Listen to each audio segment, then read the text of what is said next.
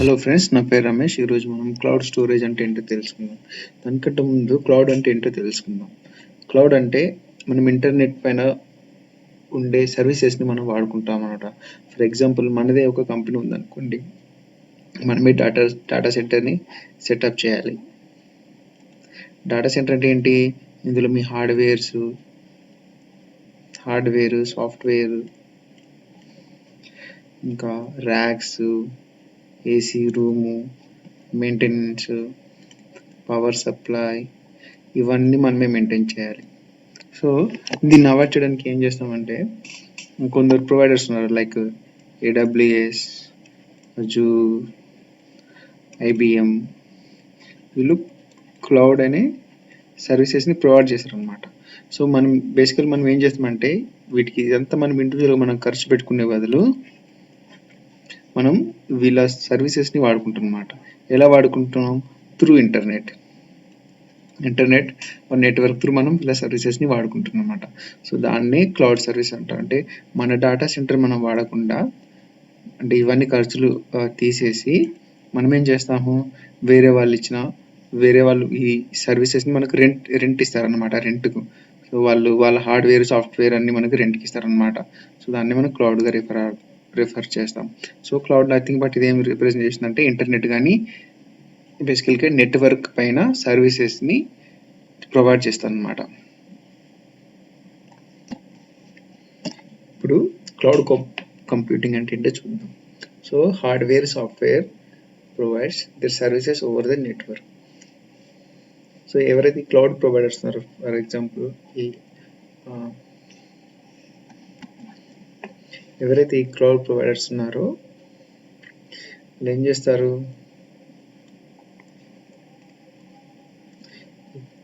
ఇక్కడ కన్జ్యూమర్ అంటే వెండర్, ఇక్కడ క్లౌడ్ ప్రొవైడర్స్.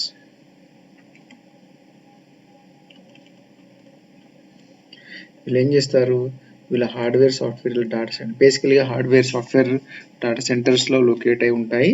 సో అక్కడే ఈ మెయింటెనెన్స్, వాళ్ళ రీజన్స్ కూడా అంటారు. సో వాళ్ళ network, hardware, software, switches, hubs అన్నీ ఇలా డేటా సెంటర్లు ఉంటాయి అనమాట. సో కంపెనీ ఏం చేస్తుంది, కంపెనీ ఏ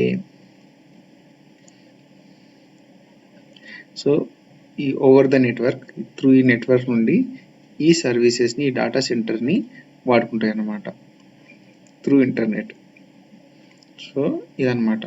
సో క్లౌడ్ కంప్యూటింగ్ బేసికల్గా నెట్వర్క్ నుండి మనం సర్వీసెస్ని కన్జ్యూమ్ చేస్తాం అనమాట, వాడుకుంటాం అనమాట. సో హార్డ్వేర్, సాఫ్ట్వేర్ అయితే కంప్యూటేషనల్ ఉంటాయో, హార్డ్వేర్, సాఫ్ట్వేర్, దాన్ని క్లౌడ్ కంప్యూటింగ్ అంటారు అనమాట. ఎందుకంటే హార్డ్వేర్, సాఫ్ట్వేర్ కాంబినేషన్ యొక్క కంప్యూటింగ్ కెపాబిలిటీని ఈ కంపెనీ ఏ అనేవాడు రెంట్ తీసుకుంటారు అనమాట. సో దాన్ని క్లౌడ్ కంప్యూటింగ్ అంటారు. సో క్లౌడ్ కంప్యూటింగ్ అంటే బేసికల్గా మనం ఓన్గా ఖర్చు పెట్టేవన్నీ మనం రెంట్ తీసుకోవాలన్నమాట. ఎందుకంటే మన కంపెనీ ఎప్పుడు ఉంటుందో ఎప్పుడు పోతే తెలియదు కాబట్టి, మా శాంపుల్ యాజ్ ఎ పర్పస్గా ఇలా కాస్ట్ కట్టింగ్ కానీ ఇవన్నీ చేయడానికి మనం క్లౌడ్ ప్రొవైడర్ దగ్గరికి వెళ్ళి, సార్ నాకు ఈ హార్డ్వేర్ కావాలి, సాఫ్ట్వేర్ కావాలి, ఈ వర్చువల్ మెషిన్ కావాలి, ఇంత కెపాసిటీ కావాలి అని రిక్వెస్ట్ చేసుకుంటే వాడు ఇంటర్నెట్ త్రూ ప్రొవైడ్ చేస్తాడు, మనం ఆ ఇంటర్నెట్ త్రూ కన్జ్యూమ్ చేసుకుంటాం అనమాట. సో దాన్ని క్లౌడ్ కంప్యూటింగ్ అంటారు. ఇప్పుడు క్లౌడ్ స్టోరేజ్ అంటే ఏంటో చూద్దాం. బేసికల్గా క్లౌడ్ స్టోరేజ్ అంటే, మన ఓన్ కంప్యూటర్ ఉందనుకోండి, ఇది మన కంప్యూటర్. సో మన సిపియు ఇక్కడే ఉంటుంది. ఫర్ ఎగ్జాంపుల్ ఇది సిపియు అనుకోండి. సో మనకి ఇక్కడే హార్డ్ డిస్క్ ఇవన్నీ ఇక్కడే ఉంటాయి కదా. సో ఇక్కడ మన హార్డ్ డిస్క్ని దాన్ని యూజ్ చేసుకునే బదులు మనం ఏం చేస్తామంటే, రిమోట్ లొకేషన్లో ఉన్నవన్నీ, అంటే క్లౌడ్ నెట్వర్క్. సో మన డేటాని నెట్వర్క్లో స్టోర్ చేస్తాం అన్నమాట. ఇక్కడ మనకి ఇది ఉండదు. సో మన డేటాని నెట్వర్క్లో స్టోర్ చేస్తాము, దాన్ని క్లౌడ్ స్టోరేజ్ అంటారు. సో ఈ నెట్వర్క్లో స్టోరేజ్ చేయడానికి ఈ అమెజాన్, ఏడబ్ల్యూఎస్ క్లౌడ్ ప్రొవైడర్స్ అంటారు అన్నమాట. సో ఈ క్లౌడ్ ప్రొవైడర్స్ ఈ సర్వీసెస్, ఈ స్టోరేజ్ కెపాబిలిటీని వాడుకోవడానికి ఈ provide AWS cloud storage provide చేస్తుంది అన్నమాట. క్లౌడ్ స్టోరేజ్ అంటే మనం డేటాని నెట్వర్క్లో సేవ్ చేస్తాము. నెట్వర్క్ నథింగ్ బట్ ఈ Amazon providers cloud storage providers అన్నమాట. సో క్లౌడ్ స్టోరేజ్ అంటే డేటాని నెట్వర్క్ పైన స్టోర్ చేస్తాము. నెట్వర్క్ అది ఎలా స్టోర్ చేస్తాము? త్రూ ఈ క్లౌడ్ ప్రొవైడర్స్ ద్వారా, like AWS, Azure, IBM cloud, ఇలాంటి వాళ్ళు వాళ్ళ స్టోరేజ్ కేపబిలిటీని మనకి రెంట్కి ఇస్తారనమాట. సో మనం ఎంత వాడతామో అంతే పే చేయాలి. సో మన వద్ద అంటే ఇక్కడ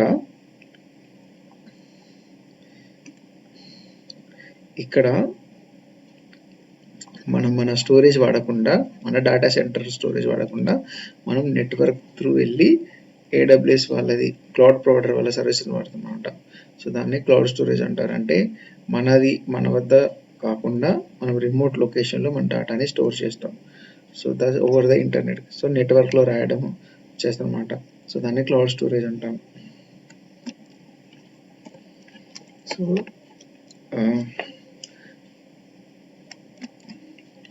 సో బేసికల్గా క్లౌడ్ స్టోరేజ్ అంటే where we store the data on cloud through internet. So ఇంటర్నెట్లో డేటా రాయడం అంటే క్లౌడ్లో రాస్తాం అనమాట. క్లౌడ్ అంటే ఎవరో ఒకరు ప్రొవైడ్ చేస్తారు. ఎవరంటే వాళ్ళు క్లౌడ్ ప్రొవైడర్స్ వాళ్ళు ఏం చేస్తారంటే manage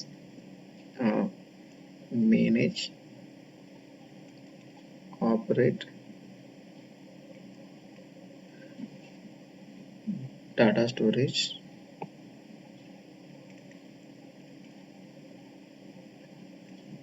as a service.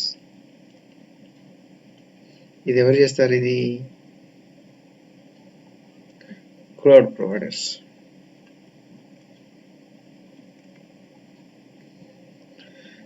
So cloud provider మనకు క్లౌడ్ స్టోరేజ్ ఫెసిలిటీ ఇస్తారనమాట. సో మన ఆ క్లౌడ్ స్టోరేజ్లో మన డేటాని స్టోర్ చేసుకోవాలి.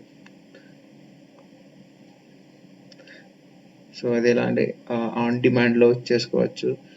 కెపాసిటీ, కాస్ట్ అన్నీ వెంటనే అవుతుంది అనమాట. ఎందుకంటే మనం ఫిజికల్గా హార్డ్వేర్, ఇన్ఫ్రాస్ట్రక్చర్ అవన్నీ సెటప్ చేసుకోవాల్సిన అవసరం లేదు కాబట్టి మనం ఇలా మాకు కావాలి ఎంతంటే వాటింత ప్రైస్ చెప్తాడు, ప్రైస్ తగ్గట్టు మనం క్లౌడ్ స్టోరేజ్ని వాడుకోవచ్చు అనమాట. సో ఇది మనం ఎనీ టైం ఎనీవేర్ ఎక్కడైనా యాక్సెస్ చేయవచ్చు. ఎందుకంటే ఇది ఇంటర్నెట్లో ఉంటుంది కాబట్టి, మనం ఇంటర్నెట్లో డేటా స్టోర్ చేస్తున్నాం కాబట్టి మనం ఎక్కడైనా ఎనీ టైం ఎవ్రీవేర్ ఎక్కడైనా యాక్సెస్ చేసుకునే కేపబిలిటీ మనకు ఉంటుంది అనమాట. సో ఇప్పుడు క్లౌడ్ స్టోరేజ్ ఎలా పనిచేస్తుందో చూద్దాం. సో క్లౌడ్ స్టోరేజ్ ఏంటంటే మనం థర్డ్ పార్టీ నుండి పర్చేస్ చేయాలి. థర్డ్ పార్టీ ఇక్కడ మనకి ఫర్ ఎగ్జాంపుల్ మనం AWS తీసుకుంటే పర్చేస్ ఫ్రమ్ థర్డ్ పార్టీ. ఇక్కడ మన థర్డ్ పార్టీ ఎవరు అవుతారు? AWS అవుతారు. ఎందుకంటే AWS నేర్చుకుంటున్నాం కాబట్టి మనం ఈ వీళ్ళ నుండి పర్చేస్ చేస్తాం అనమాట. సో మనకు డేటా స్టోరేజ్ కెపాసిటీ ఎంత కావాలంతా ఇది త్రూ ఇంటర్నెట్ నుండి డెలివర్ చేస్తుంది. యాజ్ యూ గో మోడల్ లాగా, pay as you go model. అది ఇది ఏమంటారంటే pay as you go. So మనం ఎంత వాడుకుంటాం అంత పే చేయాలన్నమాట. సో ఈ క్లౌడ్ స్టోరేజ్ వెండర్స్ ఏం చేస్తారంటే వీళ్ళు కెపాసిటీ మేనేజ్ చేస్తారు. సో వీళ్ళు ఏం చేస్తారు? క్లౌడ్ వెండర్స్ ఏం మేనేజ్ చేస్తారంటే స్టోరేజ్ కెపాసిటీ మేనేజ్ చేస్తారు. సెకండ్ వచ్చేసి సెక్యూరిటీ చూసుకుంటారు వాళ్ళే. మన డేటా సెక్యూరిటీ, మనం ఏదైతే డేటా క్లౌడ్లో స్టోర్ చేస్తామో అది ఎన్క్రిప్టెడ్ అయి ఉంటుంది. అండ్ డ్యూరబిలిటీ మేనేజ్ చేస్తారు.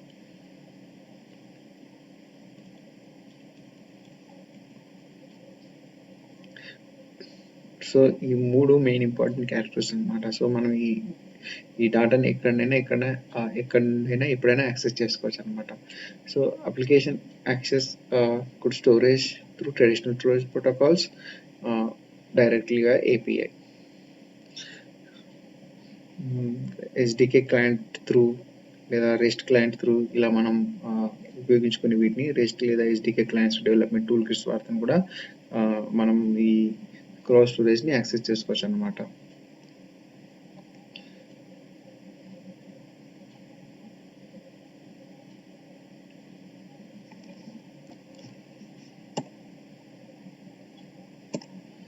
సో ఈ క్లౌడ్ స్టోరేజ్ యొక్క బెనిఫిట్స్ ఏంటో చూద్దాము. ఇందులో ముఖ్యంగా వచ్చేసి total cost of ownership, time to deployment, information management. Total cost of ఓనర్షిప్లో ఏమొస్తుందంటే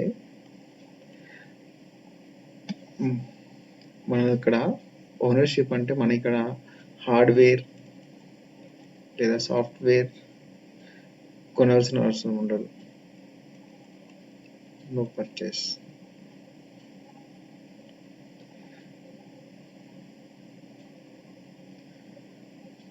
మనం ఆన్ డిమాండ్ త్రూ మనకి ఎంత కావాలంత క్లౌడ్ నుండి వాడుకోవచ్చు అనమాట. బెనిఫిట్ ప్లస్ ఏంటంటే ఆన్ డిమాండ్ యాడ్ చేసుకోవచ్చు కెపాసిటీని.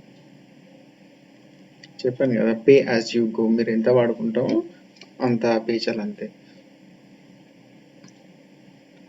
అండ్ మనం ఎంత స్టోరేజ్ వాడుకుంటున్నామో అంతే పే చేయాలి. లెస్ ఫ్రీక్వెంట్లీ యాక్సెస్ డేటాను మనం ఆటోమేటిక్గా లోవర్ కాస్ట్ ఉన్న దానికి మూవ్ చేసుకోవచ్చు అనమాట. ఫర్ ఎగ్జాంపుల్, ఎప్పుడో దిగిన ఫోటోలు, సినిమాస్, మూవీస్ ఉంటాయి, మనం తరచుగా ఫ్రీక్వెంట్గా వాడమనుకో, వాటిని ఏం చేస్తాము, లోవర్ కాస్ట్ ఉన్న దానికి మూవ్ చేసుకోవచ్చు. ఫర్ ఎగ్జాంపుల్, AWSలో గ్లేసియర్ అనే ఒకటి ఉంటుంది. సో S3 నుండి మనం ఇందులోకి మూవ్ చేస్తాం ఏదన్నా చాలా అరుదుగా వాడే ఫైల్స్, సినిమాలు, ఫొటోస్ ఎప్పటివో మనం ఫ్రీక్వెంట్గా వాడము. సో అలాంటివన్నీ మనం లో కాస్ట్కి మూవ్ చేసుకోవచ్చు అనమాట. ఆ కెపాసిటీ, ఆ ప్రొవిజన్ మనకు ఈ క్లౌడ్ వాళ్ళు ఇస్తారు.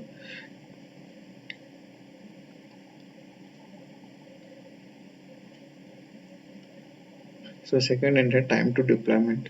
సో మనం ఎవరిదైనా డెవలప్మెంట్ చేశాక మనకి ఇన్ఫ్రాస్ట్రక్చర్ అంతా రెడీ చేసుకునే అవసరం లేదు కాబట్టి మనం వెంటనే డిప్లాయ్ చేసి ఎప్పుడు అనుకుంటాం అప్పుడు జస్ట్ మనం కావాల్సిన కెపాసిటీ డిఫైన్ చేసుకొని మనం వెంటనే డిప్లాయ్ చేయొచ్చు అనమాట.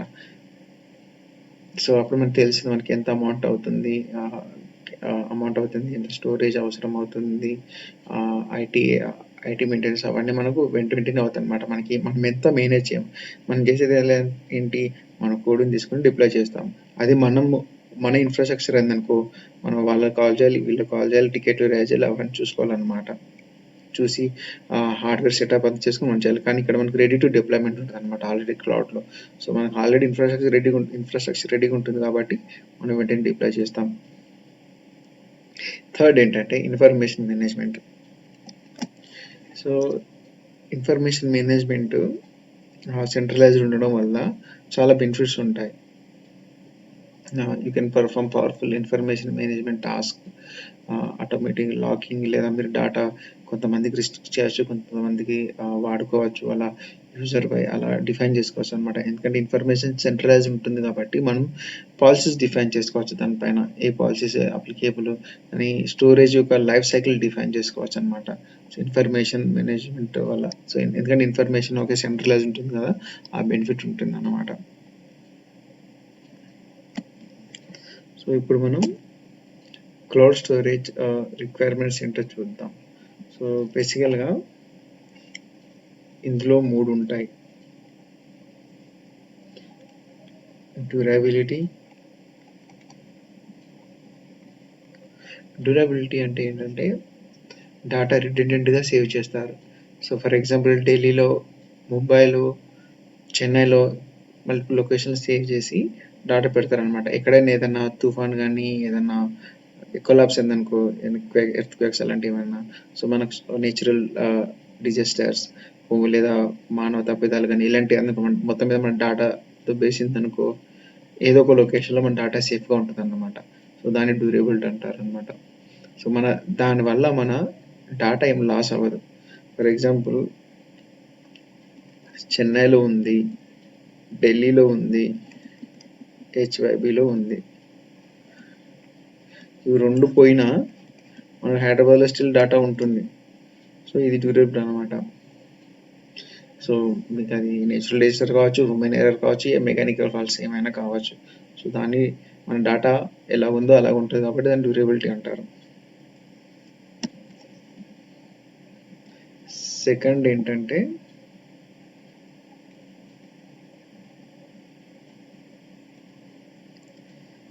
అవైలబిలిటీ.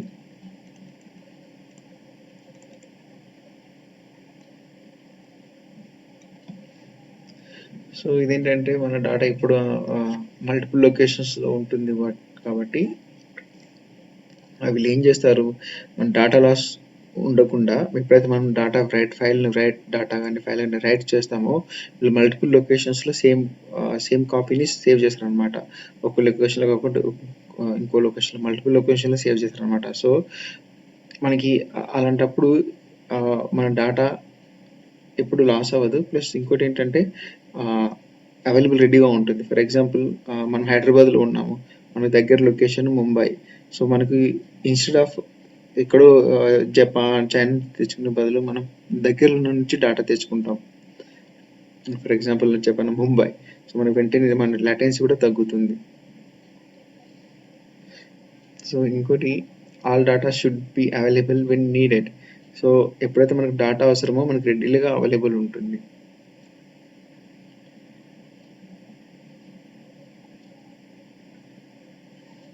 సో ఇది డేటా ఆర్కైవ్లో ఉంటుంది, నార్మల్గా ఉంటుంది. అది కాస్ట్ కూడా వ్యారీ అవుతుంది అనమాట. కానీ బేసికల్ ఏంటంటే అవైలబుల్ అంటే మన డేటా ఎప్పుడు మనకు రెడీగా అవైలబుల్ ఉంటుంది. సో వెంటనే మనం ఆ డేటాని వాడుకోవచ్చు అనమాట.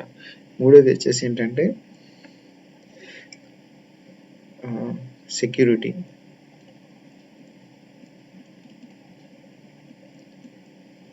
సెక్యూరిటీ మొత్తం డేటా ఎన్క్రిప్టెడ్ అయి ఉంటుంది.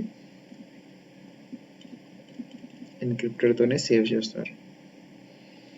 అండ్ ఇంకోటి ఏంటంటే యాక్సెస్ కంట్రోల్ కూడా ఉంటుంది.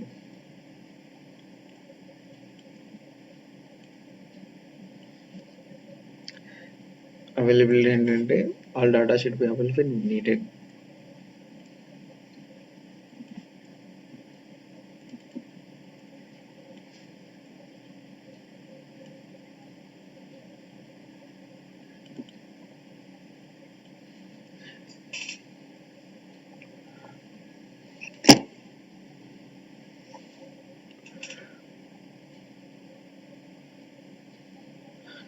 ఇది multiple లొకేషన్స్లో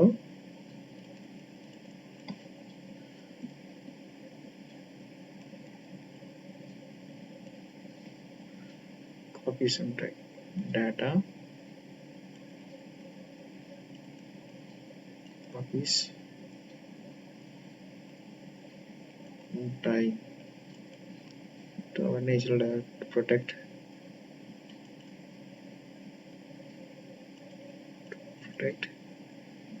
natural disasters.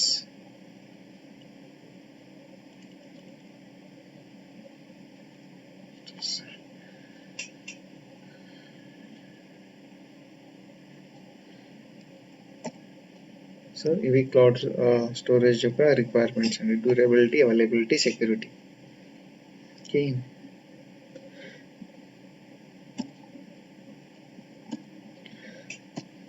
Durability, availability, security. Okay,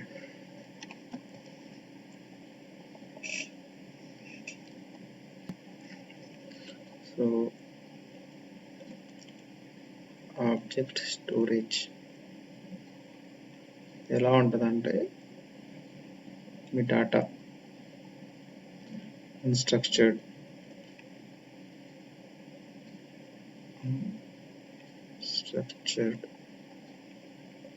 data unstructured. So దీనికి మెటాడేటా ఉంటుంది,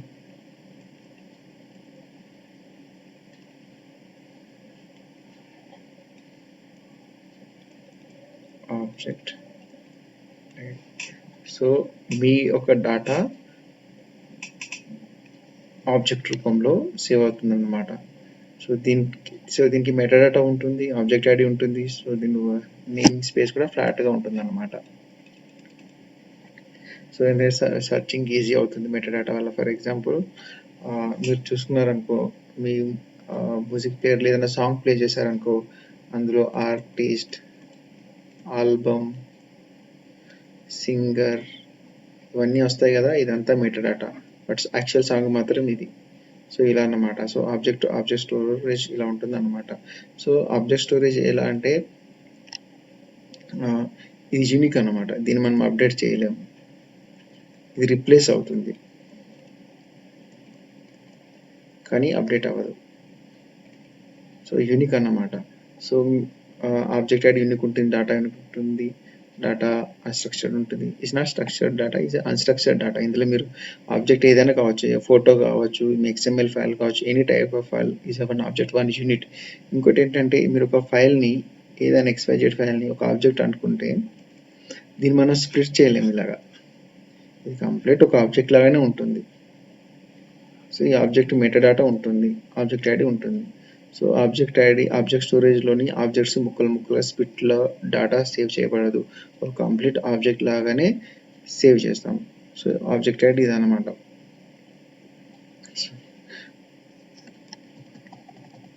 సో ఆబ్జెక్ట్ ఐడికి ఆబ్జెక్ట్ ఐడి ఉంటుంది, unstructured data, unique kind of data, metadata ఉంటుంది.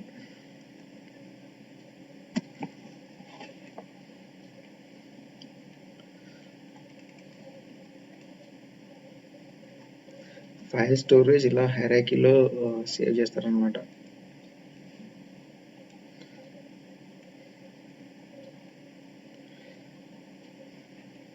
సో ఇలా ఫైల్ హైరార్కీలో ఉంటుంది, like parent directory, child directory అలా ఉంటుందన్నమాట. ఇలా ఫైల్స్ ఆర్గనైజ్ చేస్తారనమాట, దాన్ని ఫైల్ స్టోరేజ్ అంటారు. సో ఒక ఫైల్ చిల్డ్రన్ ఫోల్డర్లో ఈ ఫైల్ ఇలా, ఈ సబ్ డైరెక్టరీలో ఈ ఫైల్స్ ఇలా అన్నమాట. సో అదన్నమాట ఫైల్ స్టోరేజ్. ఇప్పుడు బ్లాక్ స్టోరేజ్ చూద్దాం.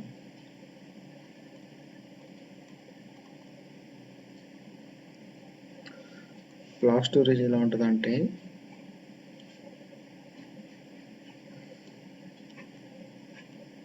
ఇలా మెమరీ ఈక్వల్ పార్ట్స్గా డివైడ్ అయ్యి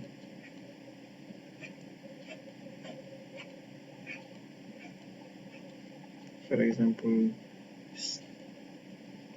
60 bytes, each one 16 bytes, 16 ఇలా ఉందనుకోండి. ఇలా బ్లాక్ లాగా డివైడ్ చేస్తారు అనమాట. సో దీనికి no metadata, no ID. So ఇలాగా మీరు ఒక ఫైల్ వచ్చిందనుకోండి, ఫర్ ఎగ్జాంపుల్ జనరల్గా ఈ బ్లాక్ స్టోరేజ్ అనేటివి ఆపరేటింగ్ సిస్టమ్స్ వాడతాయి అనమాట.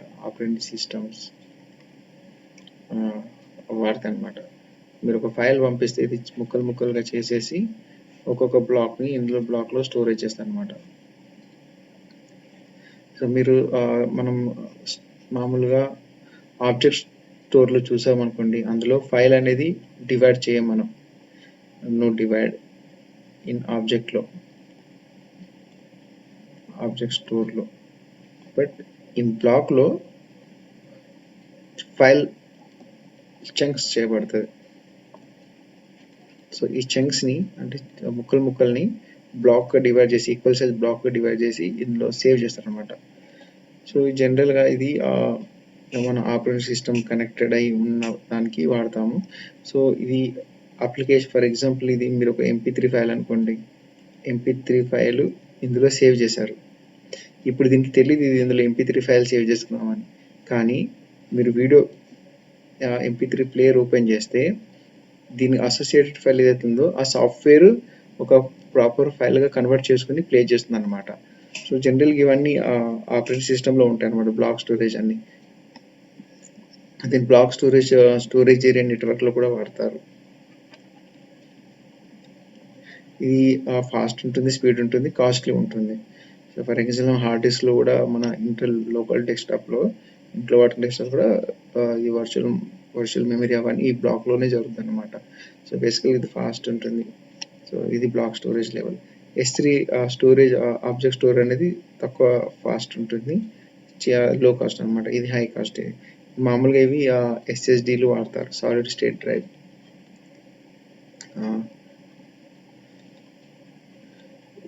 Solid state drive. సో ఇదనమాట బ్లాక్ స్టోరేజ్ అనేది, బ్లాక్లో డేటా బ్లాక్లో డేటా సేవ్ అవుద్ది. మామూలుగా ఇది ఓఎస్